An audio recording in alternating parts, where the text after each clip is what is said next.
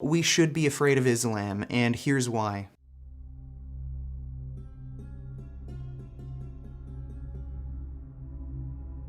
Hey Mohammed, what the fuck are you doing? Get off your ass and get back to work.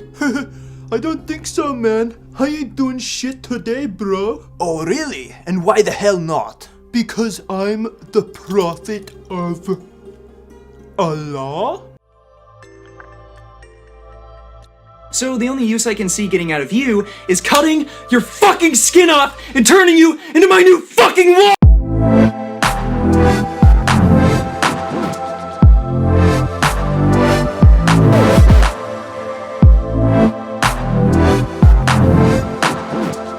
What's up guys, it's me Karim, and you guys wanted me to reply to the guy who mocked Prophet Muhammad, peace be upon him, and also spoke some very untrue things about Islam. And you cuckoos were very adamant about me responding to this. I saw it in all the comments. Ever wondered what a hypocrite looks like? Well, there you go. Hold up! Hold my phone! I have to collect my thoughts, I just can't, I have to. Give me my phone back. How are you gonna talk about Islam when you can't even pronounce it right, bro? Islam. Islamophobe. Islam. What's Islam? Sounds like some weird boss from Final Fantasy. Look, I'm gonna be completely fair. You are entitled to your own opinion, and you have the unalienable right to be wrong. That's right, I said you're wrong. Let's get a feel for who this vegan gains guy is.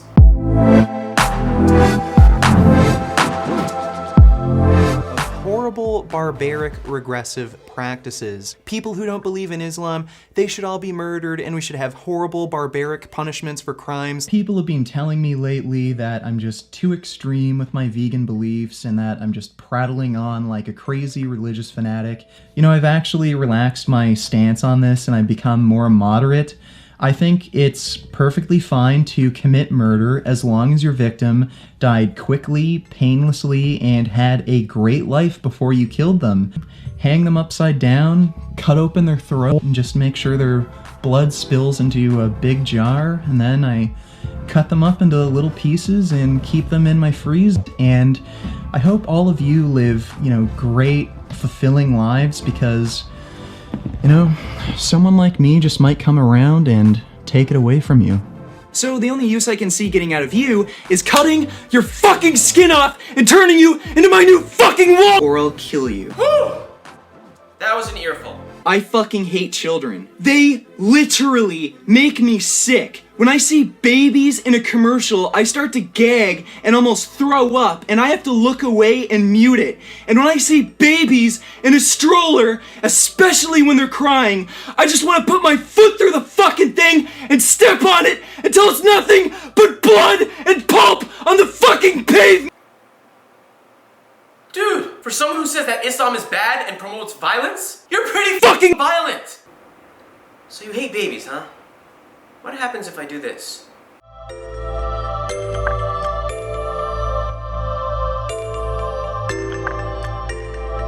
Why would you hate babies, man? Have you ever held one in your arms and felt how innocent and lovely they are? It brings you at peace, bro. Maybe if you hold a baby and just kiss their cheek or just feel the warmth of them when you hug them and hold them in your arms, go hug a baby, bro. Actually, no. Do not get near any babies. Well, since you irritated Muslims by making this video, let me show you a shot of my big brother again.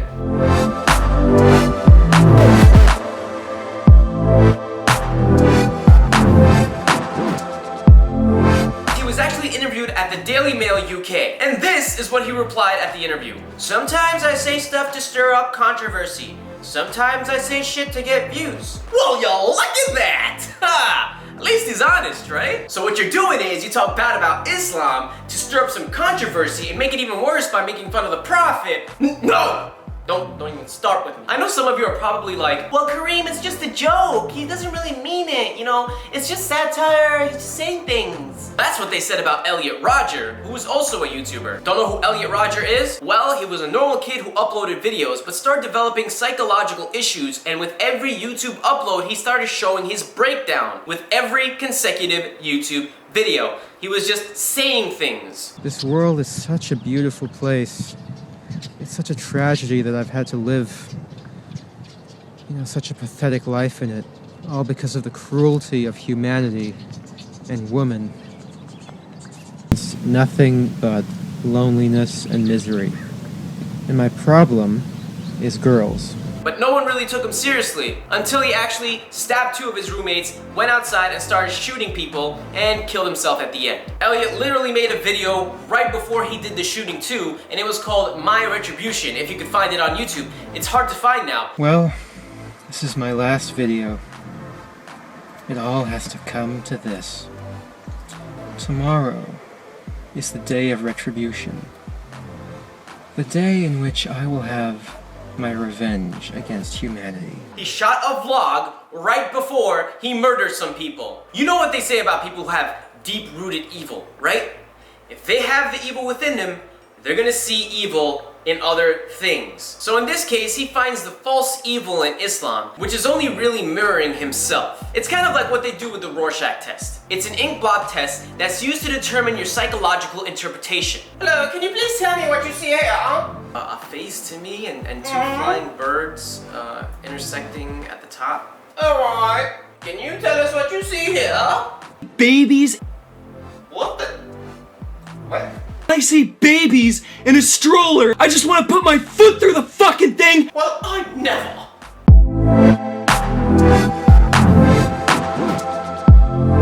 You know, there's a few things I really despise on this planet. And it's people who force you to do things that you don't want to do. Whatever it is. The same people you criticize, you know, terrorists, are no different than you. They force religion through terror. You force veganism through terror. I mean, to be completely honest, I wouldn't be surprised if ISIS was subscribed to your ass. Oh, Richard, how are you? I want to say I'm a very, very big fan of your YouTube channel. Oh my god, 200,000 subscribers!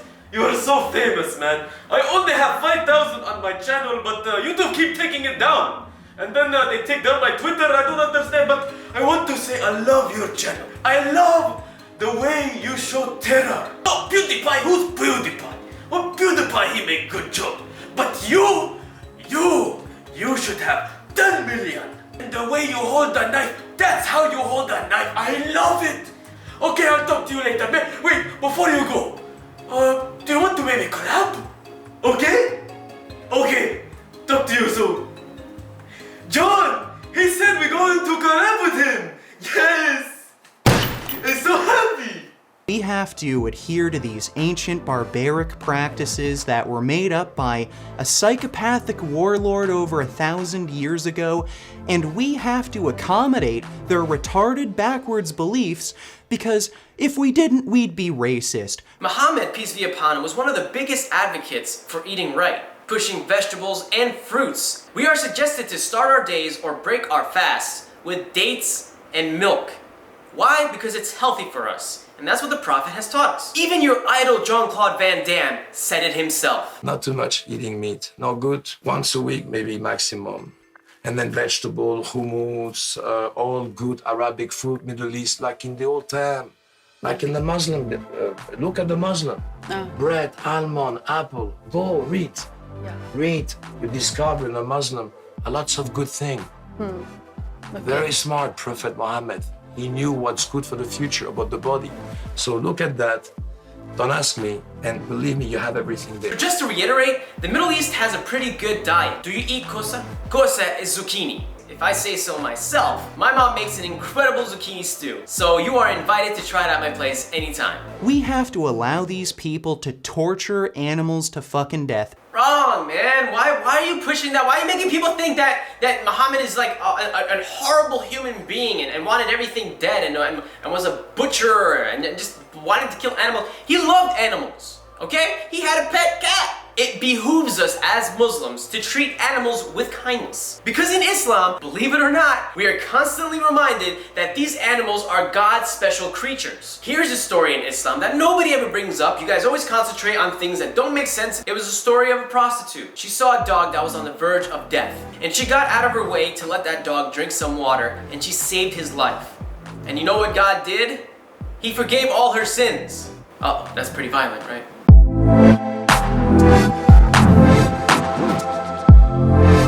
Most liked person on on the internet, it seems, as shown by videos made by Great Under A and Leafy, where they roasted you and ripped you a new one. But it's a bit shitty if I'm honest. He's in no position to be self-righteous about it given that he's lying, but he's still so self-righteous about it. It just got on me tits, so I thought I'd make a video about it. If I had the opportunity, I'd kill him.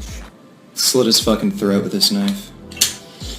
Really like to use this knife on him. I swear to God, dude, this is one psycho vegetable boy. How can anyone take you seriously when you are a liar and a hypocrite? A lot of what you're sharing is mistranslated and completely untrue. I urge you to read the Quran, because it obviously seems you have not. Prophet Muhammad had 13 wives and numerous sex slaves. He probably did a lot of ass fucking, none of which was consensual. What the fuck? What? Dude, go read the Quran, because if you read it, you would know that, how can I put this? I'll put it in a more scientific. Anal sex is against our religion. We cannot have anal sex in any shape or form with any gender. It goes back to the point where you said you're doing this for controversy and views. And I understand, you know, you gotta do what you gotta do. Desperate times call for desperate measures. But why, dude?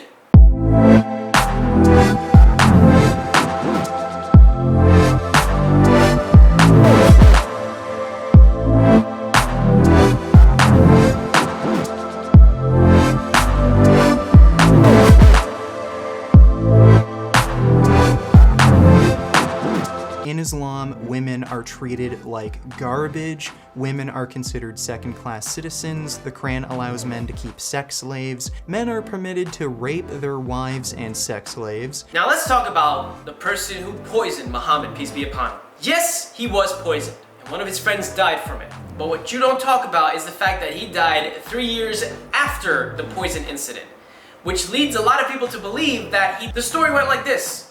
There was a woman that really didn't like them, and she found out what type of food they like to eat. So she poisoned those particular points in the food. Him and his boys were really angry. So they got the woman and they brought her to him. They wanted to try her and execute her. But Muhammad, peace be upon him, talked to her. And do you know what he did? He pardoned her. He forgave her. Something nobody will do nowadays. He didn't take revenge, he didn't kill her, or butcher her, or behead her, or rape her like you want to say. No. He pardoned her and forgave her. There's a lot of stories like this. Just read, man. Do the research. Here's another story. Muhammad, peace be upon him, had a neighbor who despised him and tried to irritate him by leaving trash in front of his doorstep every morning. So every morning, Prophet Muhammad will take his own personal trash and the trash the man left at the front of his doorstep and throw it in the disposal bins. Now he did this every morning. Next morning came by and the same thing happened. And Muhammad didn't care much of it. Picked up his own trash and that trash the man left and disposed of it yet again. And this happened for many, many days. And then the trash suddenly stopped being left at his doorstep. And then a week went on where he was not getting trash on the front of his doorstep. Prophet Muhammad, peace be upon him, started to worry. And he started to ask, what happened to this man that used to leave trash on the front of my doorstep? Is he okay? He found out the man was sick and in his bed. So what did Muhammad do? He went and visited him, took care of him until he was well again. The reason why we love the Prophet Muhammad, because he found the kindness in his heart to care for this man who showed him so much hate and abused him and treated him like trash, literally. But they don't tell you those stories, do they? One time Muhammad was asked, what's one thing that you love in your life so much? And he said, my mother. So then they asked him again, what's one thing that you truly love in your life? He said, my mother.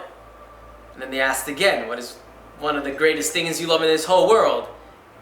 And he once again said, my mother. He said, my mother 3 times. Now tell me, is this a man who hates women? Is that a man who really despises the females? We are taught that heaven lies beneath the feet of our mothers. Do you know what that means? For the simple-minded people who don't understand what that means, it means that mothers are above heaven, that heaven is below mothers. We are rewarded by keeping our mothers happy, that we are supposed to respect and cherish and serve our mothers. That's powerful. Where do you hear that? Our Prophet, peace be upon him, would also worry for his daughters and wife when they were to ride camels. And yes, he let them ride it. He didn't ban them from riding it. He didn't say, no, you can't go out, whatever. He let them ride it. But he was always worried because he didn't want them to get hurt, because he loved them and truly cherished how wonderful women are because they are delicate and they should not be hurt. Would he have loved like he did if you read the story between him and Khadija? Which is a wonderful, beautiful love story because it's just so pure and innocent. She had been a refuge for all his troubles. From her good-heartedness, she was the best company for his suffering. She was with him when no one was. She believed in him when no one did. And she supported him from day one. Now this is what we call today a ride or die. Khadija was Mohammed, peace be upon him's ride or die. And I hope I don't offend anyone saying that. There were times where he even ran and sought refuge and cried in her arms. She loved him because he was able to reconcile between people. He took care of orphans. He fed people. He supported the weak. He was generous to the needy. And he was very honest. And she loved that about him. And when she died, he mourned her death so much. Now, there was one time where he picked up a necklace that she used to wear and literally started weeping because of her death. He was very honest with himself and others when he said that he will never be able to find a woman like her again. He was 25 and she was 40. It didn't bother the Prophet one bit. And how do we treat women of today? Whether they're 40 years old or even 30. We shunned our women to the point where they are embarrassed to share their age. Where it's taboo and a bad thing to ask a woman of her age. Because in today's society, once you pass 25, girl, don't talk about your age because they're gonna think you're less beautiful. They're gonna think that you're old and disgusting and they don't wanna even hear about your age. You gotta be 25 or younger. That's the way it is. They can't even age gracefully. They can't even say their age with proudness. And that's our fault. That's what we did to our women in our society.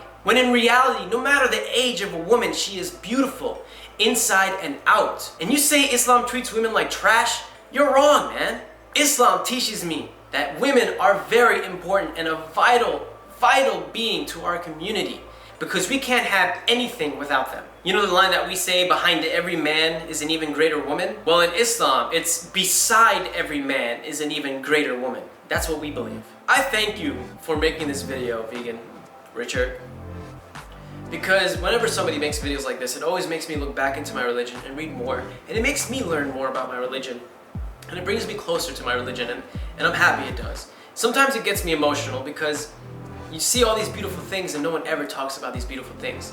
You will never, ever see a Muslim make fun of a Christian, Jew, Hindu. They would never make fun of anyone else's religion. I understand that there needs to be a solution. And there are dire things happening right now. I'm not stupid, and I'm not blind to all of that. But I hope you do more research because the way you are doing it is not helping. I've noticed that a lot of people like you and many others are doing the same exact thing now. It's kind of getting old. You keep picking up the same old stuff and using it over and over again. How is it really helping? Is what you're doing the right solution? It's very disrespectful. It's very distasteful the way you're doing it. It's like an underhanded, nasty thing to do. There are many different ways you could bring up the situation to talk about it and try to find a solution and really show that you want something to change, but at the same time you do it respectfully and say it in a respectful manner. Since you guys keep bringing up the same old thing to talk about when you try to criticize Islam, I will use the same old line to refute you. And that is basically that we are so many. We are 1 billion followers. We're huge, like Donald Trump will say, huge. So if we believed in terrorism and killing people and trying to be very nasty and tricking people and doing all those things that you were saying, I would guarantee you the whole world would be Islamic by now.